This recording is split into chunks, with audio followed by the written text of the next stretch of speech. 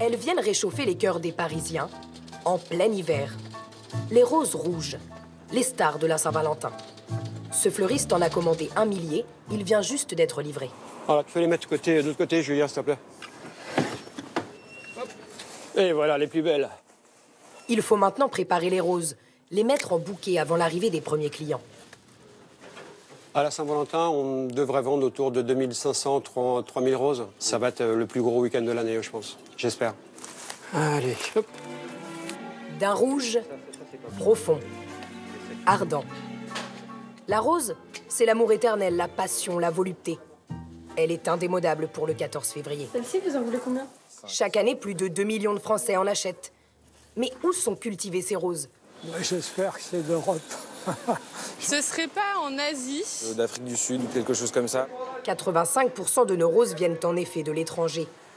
Avant d'atterrir dans les bras de votre cher et tendre, votre bouquet a parcouru des milliers de kilomètres.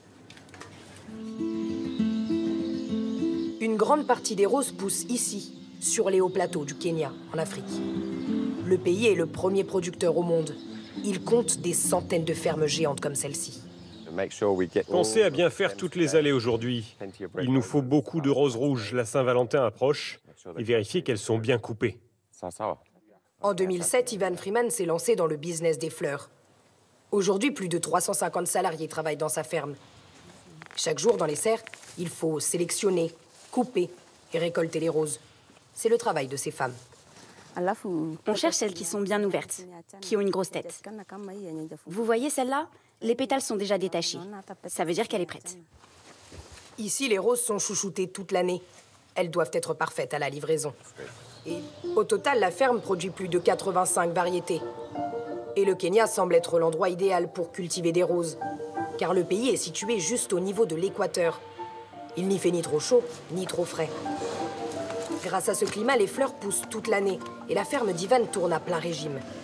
Il en vend 50 000 par jour, dans plus d'une soixantaine de pays différents. Là, on prépare les commandes pour Hong Kong, la Roumanie, la Lettonie, la France, la Réunion, l'Arabie Saoudite. On vend dans beaucoup de pays. En plus des pesticides utilisés, ces voyages en avion coûtent cher à la planète. Certains producteurs, comme ici, ont opté pour des emballages en carton recyclable et affirment polluer moins que leurs concurrents du nord de l'Europe.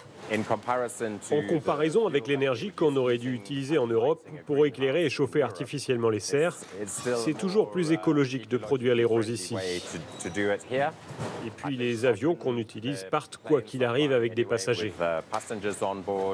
Pour résister au transport qui peut durer jusqu'à 10 jours, les roses sont toutes réfrigérées à 1 degré. Elles arriveront intactes chez les clients.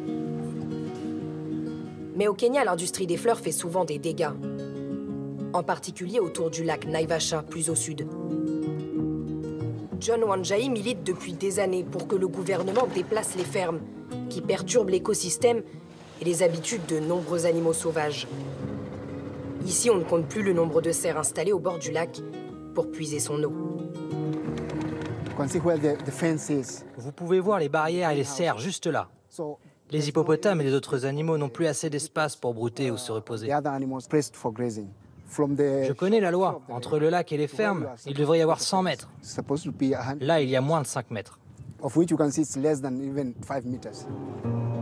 Depuis les années 80, le décor a totalement changé. Et vu du ciel, le constat est encore plus flagrant. L'industrie de la rose reste très importante pour le Kenya, car 2 millions de personnes travaillent de près ou de loin dans ce secteur. Le pays vend plus de 150 000 tonnes de fleurs par an.